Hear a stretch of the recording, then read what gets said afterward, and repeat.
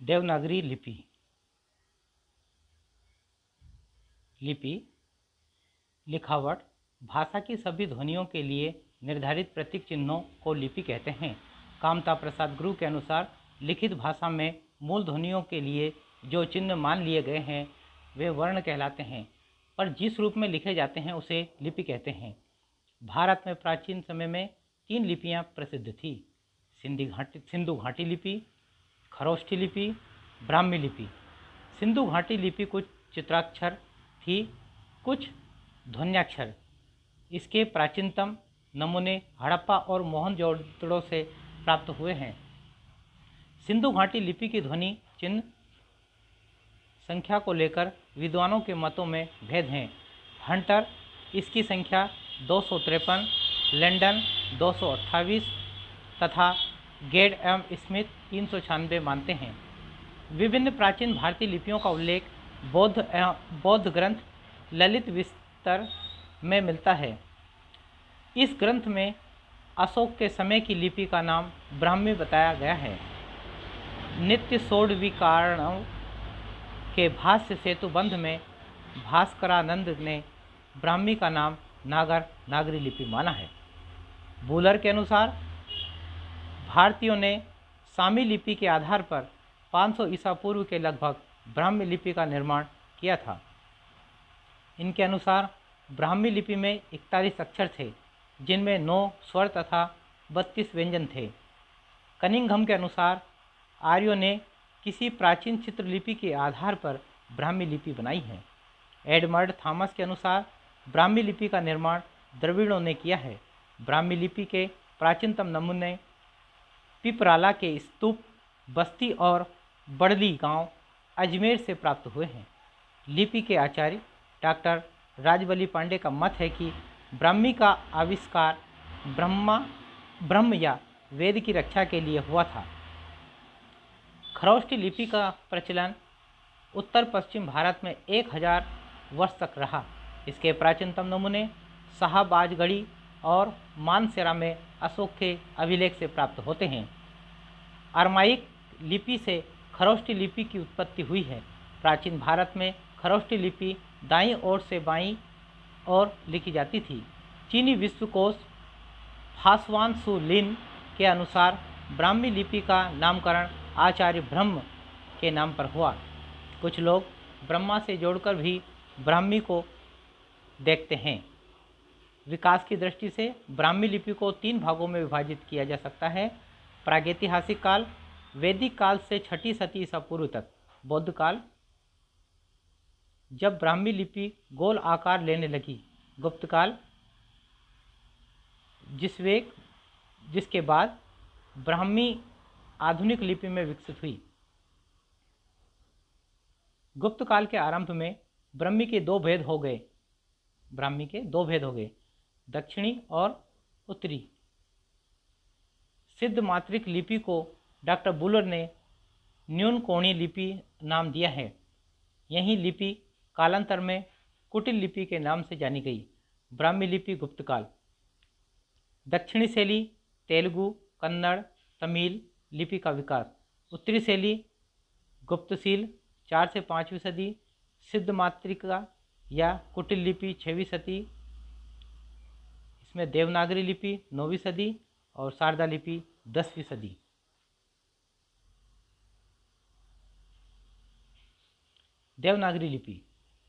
देवनागरी लिपि का सर्वप्रथम प्रयोग गुजरात के राजा जयभट्ट 7वीं-8वीं सदी के एक शिलालेख में हुआ है। देवनागरी लिपि के नामकरण के संबंध में अनेक मत हैं। ललित विस्तार नामक बौद्ध ग्रंथ में उल्लिखित नाग लिपि के आधार पर नागरी नाम पड़ा। चक्रवर्ती सम्राट चंद्रगुप्त को देव तथा उनकी राजधानी पाटलिपुत्र को नागर कहा जाता था। इसी से देवनागरी नाम अस्तित्व में आया। कुछ विद्वान गुजरात के नागर ब्राह्मणों से भी नागरी के नामकरण को जोड़कर देखते हैं। डॉक्टर धीरेन्द्र वर्मा का मत है कि मध्य युग की स्थापत्य शैली नागर के नाम पर नागरी नाम पड़ा। रुद्रपट्टन सामाशास्त्री के अनुसार देवताओं की प्रतिमाओं के बनने के पूर्व उनकी उपासना सांकेतिक चिन्हों द्वारा होती थी, जो कई प्रकार के त्रिकोणादि यंत्रों के मध्य में लिखे जाते थे। वे यंत्र देवनागर कहलाते थे और उनके मध्य लिए जाने वाले अनेक प्रकार के सांकेतिक चिन्ह वर्ण माने जाने लगे। इसी से उनका नाम देवनागरी हुआ।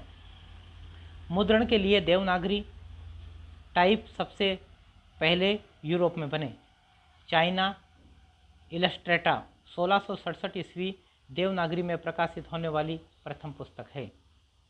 चार्ल्स विलिकन्स और पंचानन को भारत में नागरी टाइप बनाने का श्रेय दिया जाता है। देवनागरी लिपि की विशेषताएं: यह एक अक्षरात्मक लिपि है। इसके ध्वनि चिन्ह संस्कृत व्याकरण के अनुसार वैज्ञानिक रूप से इस प्रकार वर्गीकृत हैं कि एक स्थान विशेष से उच्चारित होने वाले अक्षर एक ही वर्ग में सम्मिलित हैं। उदाहरणतः मनुष्य के मुख विवर में से ध्वनियों के उच्चारण में सहायक होने वाले स्थानों का यदि वैज्ञानिक विवेचन किया जाए तो उसका क्रम इस प्रकार होगा: कंठ, तालु, मूर्धा, दंत, ओष्ठ, नासिका। देवनागरी लिपि की अक्षरमाला भी इसी क्रम से वर्गीकृत है। अक्षरों के क्रम की वैज्ञानिकता से संबंधित देवनागरी की यह विशेषता भी उल्लिखित है कि इसमें पहले क्रमानुसार स्वर रखे गए हैं। कंठ से श्वास सीधे स्वरों के रूप में निकलता है, उसके पश्चात ही व्यंजनों का क्रम है। रोमन लिपि में कोई स्वर कहीं है और कोई कहीं।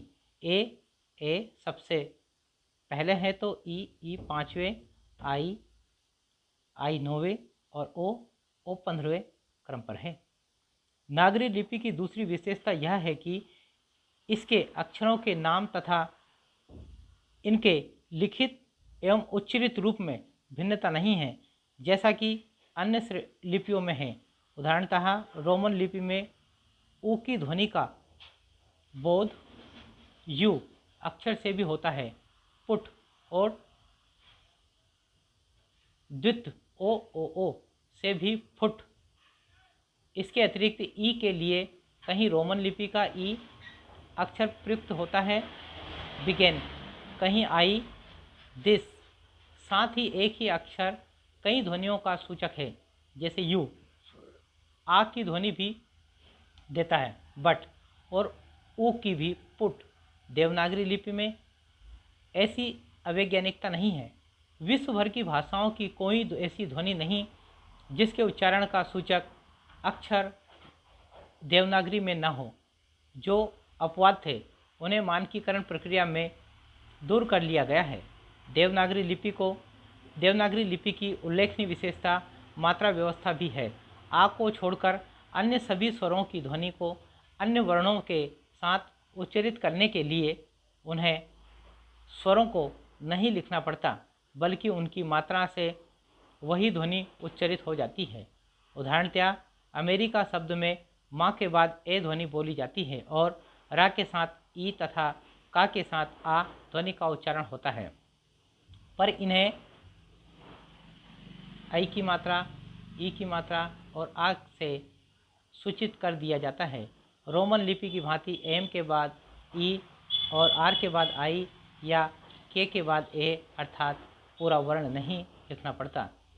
यदि हम देवनागरी में आ मा ए रा ई का आ लिखेंगे तो उच्चारण भी अमेरिका ना होकर आ मा रा ए रा ई का आ होगा। देवनागरी लिपि को सीखना एकदम आसान है। केवल एक सीधी रेखा, एक आड़ी रेखा और अर्धवृत्त सीख लेने पर प्रायः सभी देवनागरी अक्षर बनाना सीखा जा सकता है। देवनागरी लिपि में हर अक्षर शिरोरेखा युक्त हैं, जो उसकी अलग पहचान और अर्थवत्ता का द्योतक है। शिरोरेखा की उपयुक्त व्यवस्था देवनागरी में प्रत्येक एकल शब्द की इकाई को अक्षुण्ण और शुद्ध प्रयोग में सक्षम बनाए रखती है। कपड़ा सूख रहा है वाक्य के चारों शब्द शिरोरेखा द्वारा अलग अस्तित्व युक्त हैं, इसलिए वाक्य सार्थक हैं। शिरोरेखा के बिना कप, ड़ासु, खर, हा हे आदि पढ़े जाने की आशंका है। देवनागरी में एक वर्ण से एक ही ध्वनि संकेतित होती है। उर्दू या अंग्रेजी में ऐसा नहीं है। देवनागरी में प्रत्येक ध्वनि के लिए एक ही वर्ण है। यह विशेषता भी केवल वैज्ञानिक लिपियों में पाई जाती है। व्यंजनों के एक साथ होने पर देवनागरी में व्यंजन संयोग की प्रवृत्ति दिखाई देती है, जैसे प्र, छ, त्र, ज्ञ आदि। ऐसा होने के कारण लेखन में स्थान बचता है। अंग्रेजी में ऐसे शब्दों में स्थान बहुत अधिक घिरता है, जैसे क्षत्रिय, KSHATRY क्षत्रिय आदि। देवनागरी लिपि की सीमाएं दोस्त।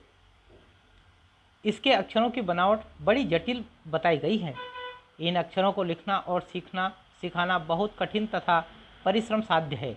कहा गया है कि नन्हे बच्चों के मस्तिष्क पर इससे बहुत बोझ पड़ता है।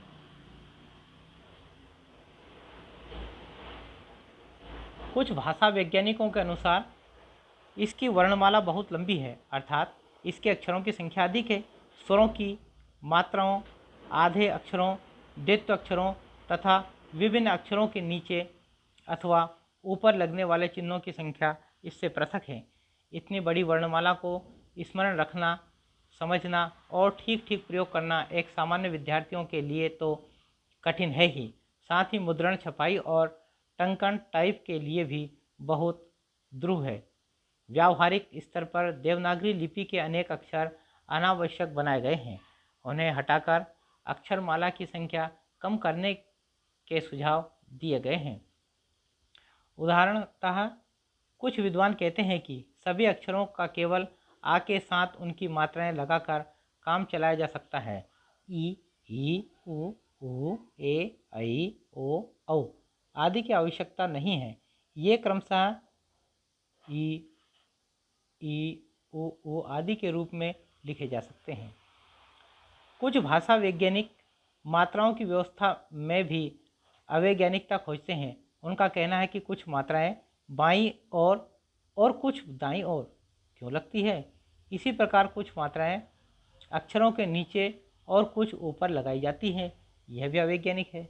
देवनागरी लिपि में मुद्रण तथा टंकन कठिन है, क्योंकि वर्णों और मात्राओं को मिलाकर 400 से भी अधिक टाइप रखने पड़ते हैं। शिरोरेखा का प्रयोग अनावश्यक है। इसके कारण समय की बर्बादी होती है। देवनागरी में कई अनावश्यक वर्ण हैं, जैसे मृ, श आदि। इन वर्णों का मूल उच्चारण अब विस्मृत हो चुका है। अभ्री और ऋषि में तथा श और श में कोई अंतर नहीं बचा है। अतः वर्णों की अनावश्यक वृद्धि इनकी वजह से हो रही है। कई वर्ण लेखन में प्रायः एक जैसे प्रतीत होते हैं। ऐसी स्थिति में कई बार भ्रम होने लगता है। उदाहरण के लिए ख में र व होने का खतरा बना रहता है। धा और घ में तथा मा और भा में भ्रम की संभावना बनी रहती है। अनुस्वार और अनुनासिक के प्रयोग को लेकर भी भ्रम की स्थिति लगातार बनी हुई है। प्रत्येक नासिक व्यंजन के लिए अनुस्वार का प्रयोग करने का फैशन सा चल पड़ा है, जैसे संबंध, कंचन, गंगा, गंभीर। देवनागरी में वर्णों को संयुक्त करने का कोई निश्चित नियम नहीं है। कभी कभी वर्णों को आमने सामने रखने से संयुक्तिकरण की प्रक्रिया चलती है, जैसे कत, कंत आदि। कहीं कहीं वर्णों को ऊपर नीचे रखा जाता है, जैसे दर्प, अर्ज और भद्दा, गड्डी आदि में। मात्राएं लगाने की कोई निश्चित पद्धति नहीं है। कोई मात्रा वर्ण से पहले आती है तो कोई बाद में, कोई ऊपर लगती है तो कोई नीचे। अतः वैज्ञानिक आधार पर अभाव होने के कारण इससे लिपि के स्तर पर जटिलता पैदा हो जाती है। ई की मात्रा वर्ण से पहले लगती है, जबकि उसका उच्चारण बाद में होता है। इससे वैज्ञानिकता का हनन होता है। छ, त्र, ज्ञ और स्र संयुक्ताक्षरों का प्रयोग देवनागरी को और जटिल बनाता है। किन्हीं भी दो व्यंजनों के जोड़ने के लिए जब सामान्य नियम है तो इसके लिए विशेष संकेत क्यों हैं? देवनागरी के अंकों को लेकर भी भ्रम की स्थिति बनी रहती है। जैसे 9 के नीचे 2 संकेत मिलते हैं। हल चिन्ह को लेकर भ्रम की स्थिति लगातार बनी रहती है। जगत जैसे शब्दों में कुछ लोग हलंत का प्रयोग करते हैं, कुछ नहीं करते हैं। देवनागरी लिपि के मानकीकरण के प्रयास। स्वाधीनता आंदोलन में हिंदी को राष्ट्रभाषा का दर्जा प्राप्त होने के साथ ही देवनागरी लिपि के मानकीकरण का सवाल उठना शुरू हुआ। इस संबंध में कई व्यक्तिगत और संस्थागत प्रयास हुए। व्यक्तिगत प्रयास, सबसे पहला प्रयास संभवतः बाल गंगाधर तिलक ने किया। उन्होंने अपने पत्र केसरी के लिए एक फॉन्ट तैयार किया, जिसे तिलक फॉन्ट के रूप में प्रसिद्धि मिली। इस फॉन्ट में अनावश्यक संकेतों को काट छांट दिया गया और पूरी देवनागरी के लिए 190 टाइपों का फॉन्ट सामने आया। 20वीं शताब्दी के आरंभ में ही जस्टिस शारदा चरण मित्र ने लिपि विस्तार परिषद का निर्माण किया, जिसका उद्देश्य सभी भारतीय भाषाओं के लिए एक लिपि का निर्माण करना था।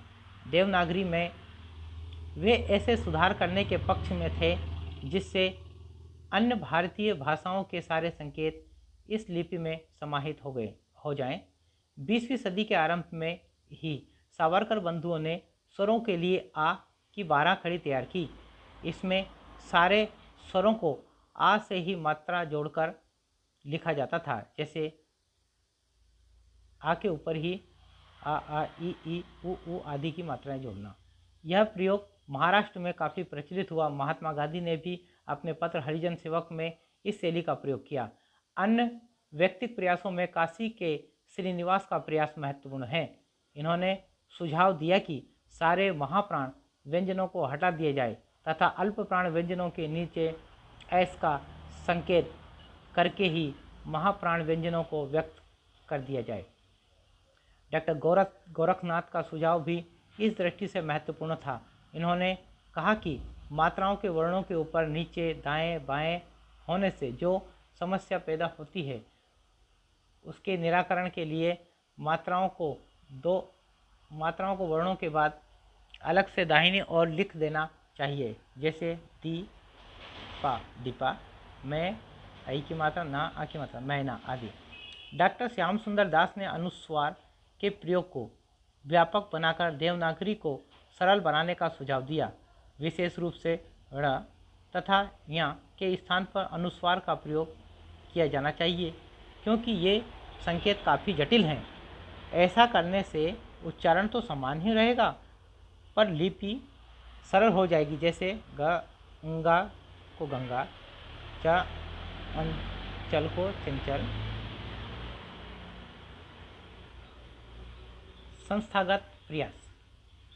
संस्थागत प्रयासों में सबसे पहला प्रयास 1935 में हिंदी साहित्य सम्मेलन की ओर से हुआ।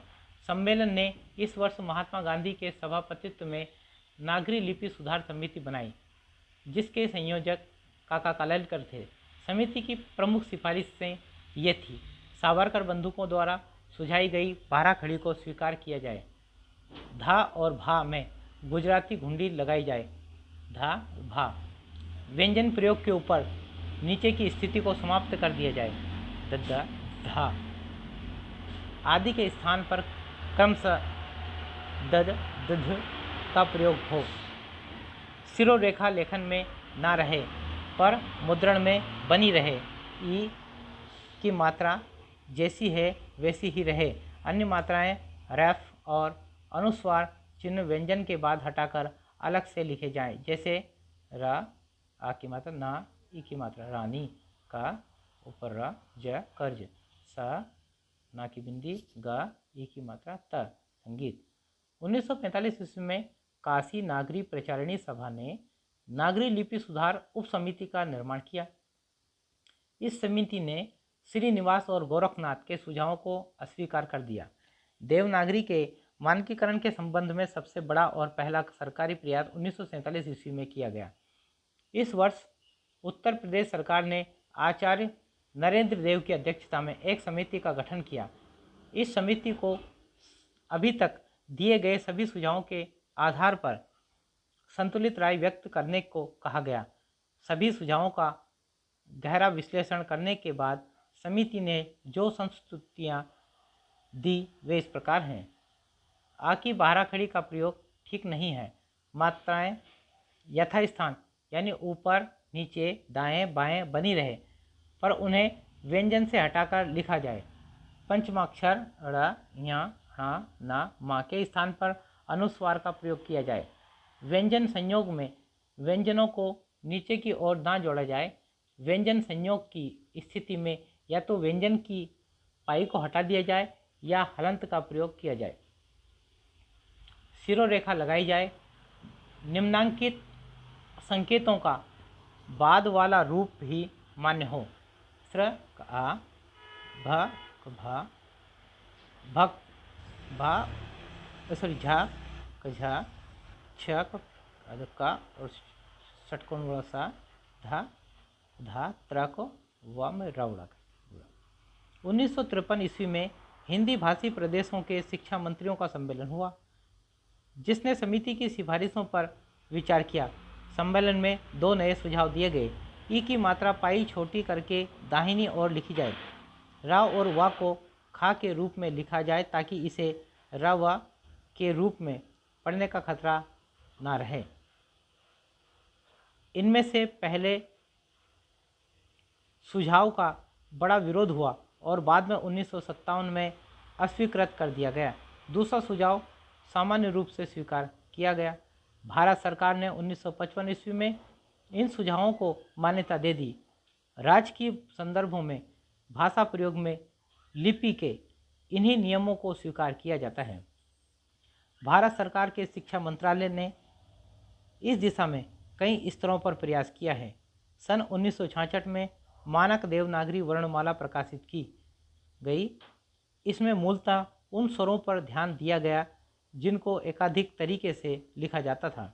ऐसे वर्णों के लिए एक रूप निश्चित कर दिया गया।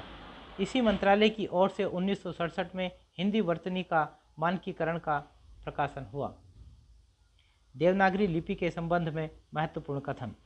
संसार में यदि कोई सर्वांगपूर्ण अक्षर है तो देवनागरी के हैं। Sir Isaac Pitman. नागरी लिपि से बढ़कर वैज्ञानिक लिपि मैंने पाई नहीं। आचार्य विनोबा। देवनागरी दुनिया की सर्वाधिक वैज्ञानिक लिपि है। राहुल सांकत्यायन।